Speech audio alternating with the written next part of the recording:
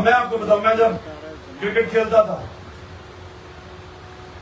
तो मुझे एक दफा पहला मैं कप्तान बना, किसी ने कहा जी हिंदुस्तान से बड़ा पैसा, उसने कहा कि जी आप एक टॉस का जुआ खेलते थे ना, तो एक टॉस का रिजल्ट बता दें, हम तुम्हें इतने पैसे दे देंगे। उन दिनों में बड़ा पैसा था, मैं आज से 40 साल पहले 10 लाख रुपया दे देंगे या 20 लाख रुपया। फिर मुझे साउथ अफ्रीका उन्होंने कहा कि आप उधर इमरान खान को उधर तुम आओगे, क्योंकि वहां नस्ल परस्त रजीम थी, बैन था, उन्होंने मुझे बड़े पैसे किए।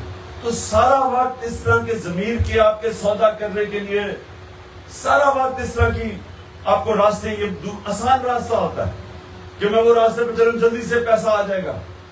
हर पुलिस वाले को रिश्वत देने का पैसा आ रहा होता है कि रिश्वत दूंगा तो पैसे बन जाए। ये याद रखिए, ये दो रास्ते हैं, एक आपकी तबाही का रास्ता है, दूसरी आपकी अजमत का रास्ता है। एक है